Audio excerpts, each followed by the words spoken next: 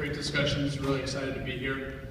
I'm a hemp farmer from Colorado. We did about 300 acres last year. We're going to do about 2,500 acres this year. And in October of last year, it was pretty frustrating. We could, as these guys have alluded to, or said specifically, I could buy products from China, the exact same products that I make on my farm. I could buy it from China and ship it nationwide, but I couldn't make it on my farm and ship it outside of the state of Colorado, right? So it's absolutely absurd. Talking to someone in Denver, and they said, why don't you do something about it? And so we got the hemp road trip, we got a biodiesel bus. Coach Freddie, Daya, Maggie, and I hit the road. Following the presidential primaries, we started in Iowa. We've seen about 7 of the presidential candidates so far. Went up to New Hampshire, went to DC with Mike Lewis and some other folks to talk to our senators and congresspeople. If you want to go ahead and play this, is just kind of some of the stuff we do. We have a hemp flag. This is not Mike's hemp flag, unfortunately, but that's what the bus started out like.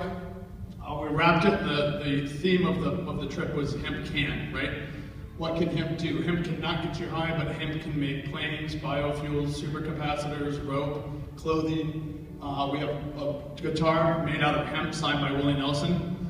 Everything's on the guitar is hemp, including the plastic knobs, except for the metal, obviously. We've met farmers, we've met students, we've met professors, just regular people, and really we're going out there it's a completely neutral, single-issue bus trip. Going out to spread the word about hemp, tell people what it's not, tell people what it is, help pass the Industrial Hemp Farm Act, which Eric said was House Bill 525, Senate Bill 134. And really when we were on the Hill, what we heard was that our congresspeople, our legislators, both on the state level and federally, need to hear from us. So they need to hear, we make the economic argument is straightforward, the environmental argument is straightforward. I mean, my company, just in the last year, we've created over 25 jobs directly. We've impacted over 100 other jobs, auxiliary jobs, just with 300 acres. I mean, imagine what we can do if every state has thousands of acres going, right? I mean, we can really transform our economy and transform our environment. All the politicians really need to hear from us. So please come out and take a look at the bus outside. We have a bunch of different products on the bus as well.